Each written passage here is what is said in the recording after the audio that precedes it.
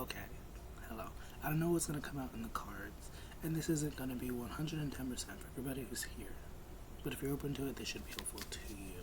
So, it's actually funny because I was like indecisive about making this video. But the first card that we pulled when I originally tried to do this video, oh my god, it's right here. I was shuffling and it just happened to be at the bottom of the deck, was the indecision card. And so I'm just gonna put that right there since that's kind of how it went last time. There is something that has been undecided. This could be something that you have to make a choice about. This could be something that is outside of your control, but there's something that is undecided. And one really cheesy thing I want to say, I want to like impart upon you is the idea of like moving with love. Like whatever it is that you do decide to do, moving with loving kindness, making sure that you remember that we have a heart for a reason. I recently started a pick a card for Patreon. It hasn't been uploaded yet. It's not like concrete, but I did like draft it. And for one of the piles, we had keep your heart space open. And unrelated to this indecision, I feel like that's something that someone needs to do.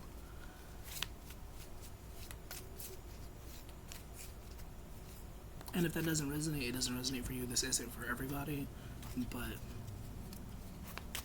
if you know, you know. I'm going to pull from this tarot deck and see what comes through in spirit.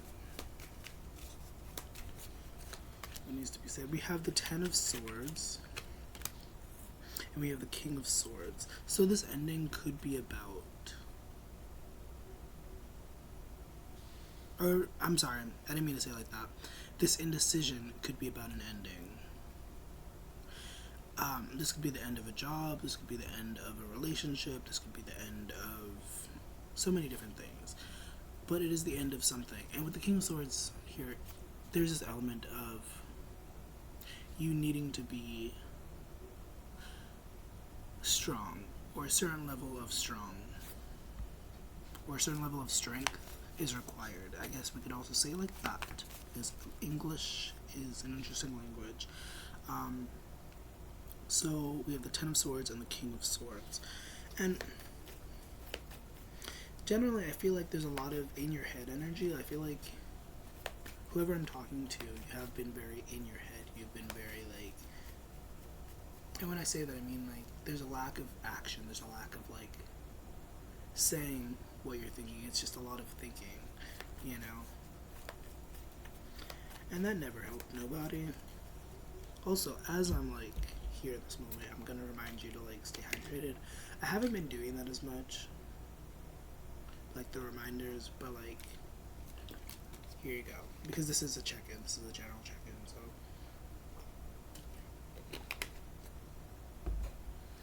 what's going on with this energy? What needs to be said? What needs to come forward? We have the Eight of Cups, and we have the Seven of Wands. So there's this energy of you. We also have the Magician at the bottom of the deck. I almost didn't look at that. There's this energy of you stepping outside of your comfort zone, doing things that you're not used to. And with the Eight of Cups and the Seven of Wands, the way that it looks, actually, also there's Dougie here now. Hi, Doug. There's this energy of like battling with oneself, or battling with aspects of self, is I guess another way we could say that. And the only reason why I say that is because the way that I'm looking at the cards, they're kind of like facing each other. Now, the Eight of Cups is not about violence, it's not about battles or anything like that. The Seven of Wands more so is. It's about like that battle after a victory. You know, you just won, things are awesome, you're celebrating, and now there's something else that we have to like face, something else we have to conquer. Versus because the Eight of Cups is about someone who like leaves their home, they leave their environment so that they can like venture off and like expand. And to some degree, I feel like that's kind of what you're facing if this is for you. Once again, this is not 110% for everybody who's here, so take it with a grain of salt. But, yeah, what's to be said? We have failure. We also have discipline at the bottom of the deck. The failure card says, I understand that a mistake is only an opportunity to learn. And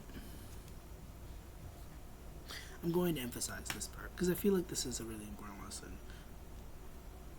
It is perfectly okay to make mistakes. It is perfectly okay to fuck up. It's perfectly okay not to know things. What is not okay is when we get into the mode of belittling ourselves and degrading ourselves because we don't know. And obviously this is learned behavior. This is something that happens because of the adults in our lives and we're children. But generally it's not cool to like be super hard on yourself. You can disagree with that, obviously, whatever. But the only way to learn, or the best way to learn, is by making mistakes and like trial and error. I don't know why I said it like that. And so, yeah, because I feel like this is a very specific message. I feel like somebody that I'm talking to feels somewhat of like a failure and feels like they haven't done anything with their lives. And like, that may or may not be true, but that doesn't make you a failure. That doesn't make you a mistake. Like, if you feel like you could be doing more, I don't think the solution is to wallow in that pity. I don't think the solution is to wallow in regret, but to just make steps to do more. You know? It's never too late.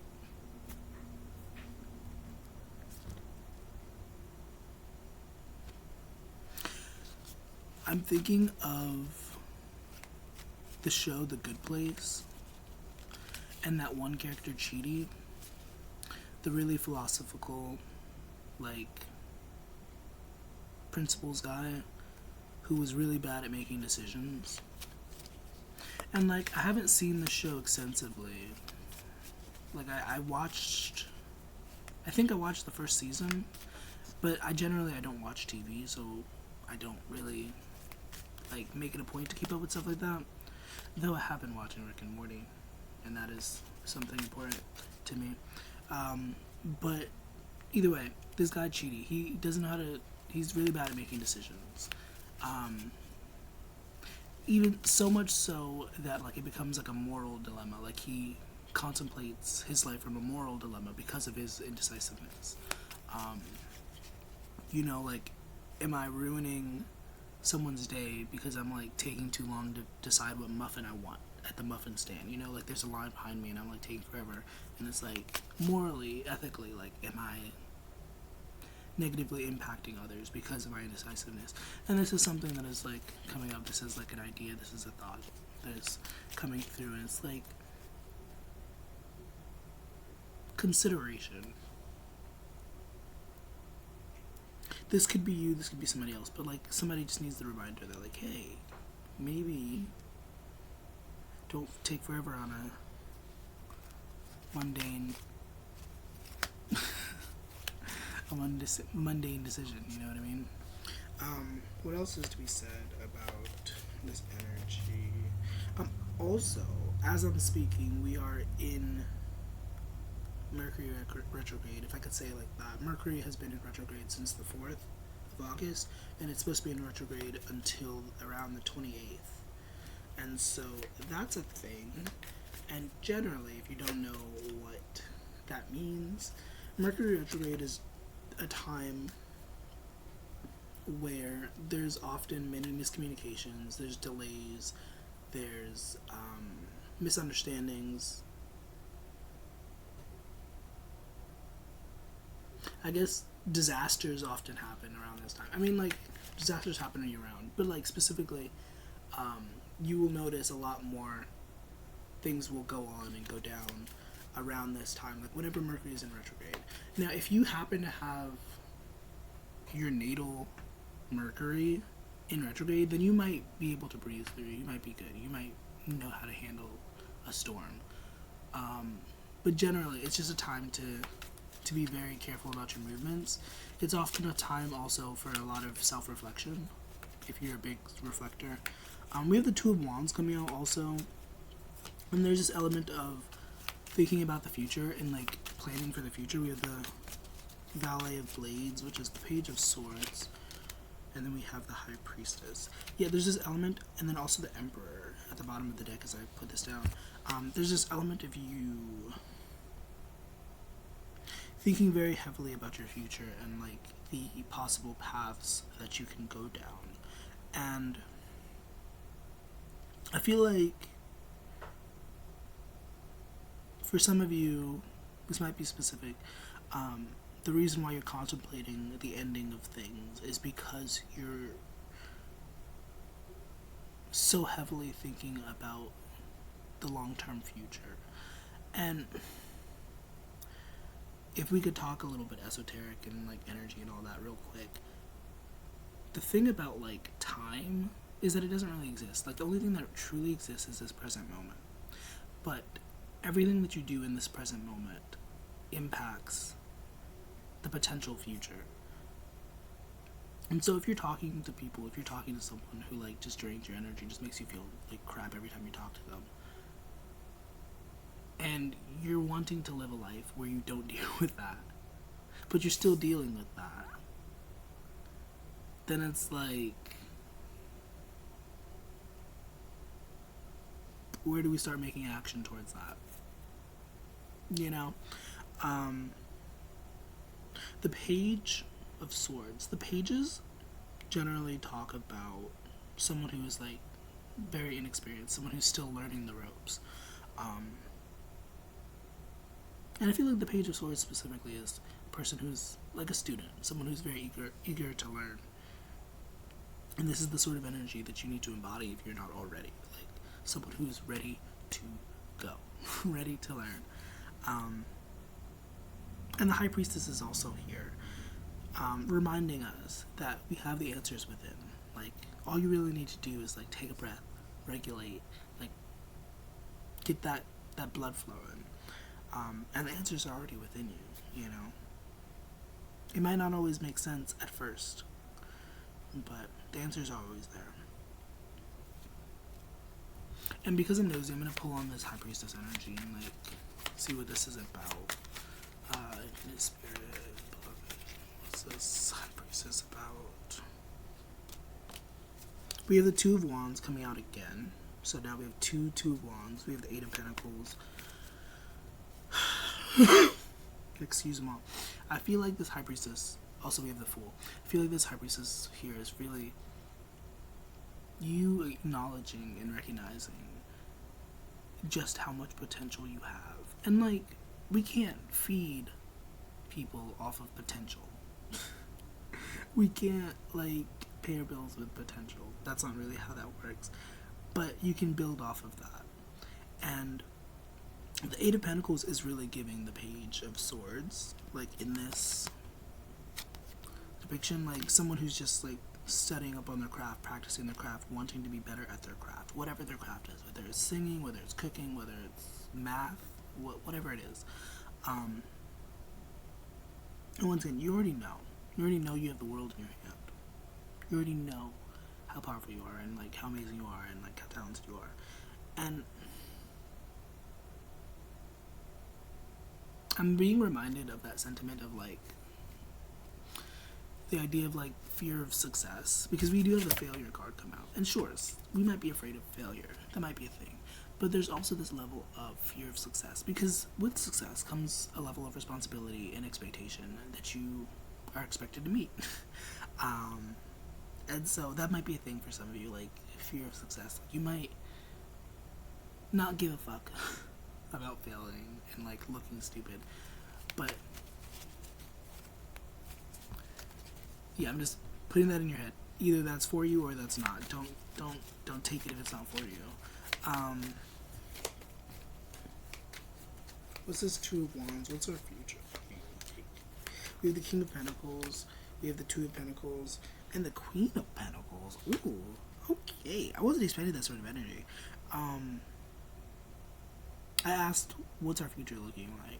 We have the King of Pentacles, the Queen of Pentacles, the Two of Pentacles. So, like, someone who's very stable, someone who's very, like, you know, got the shit together.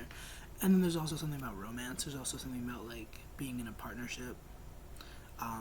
It's actually, honestly, sounds really cheesy. And then we have the Empress right underneath. It's really cheesy, but it's giving power couple.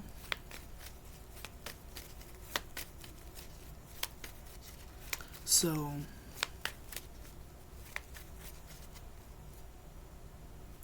however, though, in order to reach this, there's a certain level of discipline, there's a certain level of, like, maintenance that needs to happen. And you already know that. Once again, with the High Priestess out here, like, I'm not saying anything that you don't already know, that you don't already have awareness of. But, I don't know, I feel like the reminder was necessary. Yeah. And what, excuse me, goodness. And whatever this thing is that we are gearing up to close the chapter on, here's a reminder that, like, all endings are just opportunities for new beginnings. And if you look at it like that, like, you will have so much available to you. And I will urge you, I've said this before in a video, like, I will urge you, like, based off of my favorite spiritual book, The Game of Life and How to Play It, I will urge you, whatever thing that is closing, whatever thing that is coming to an end, you don't have to feel this way. Like, not everyone is a love and light girly, that's cool. But I will urge you to let go of this thing with love, and to let it go with, like, appreciation. You know, whether it's a job, whether it's a relationship, just be like, whether in your head or out loud, just be like, this thing's over, and I feel however I feel about it, but I wish them the best. You know, something like that. And, like, I guarantee you, like, things will open up so much for you. Like, don't play with it. And then as I say that, we have the Ace of Cups. Move with love. It will be okay. Whatever you're going through is temporary, and hope this was helpful. Have a good one.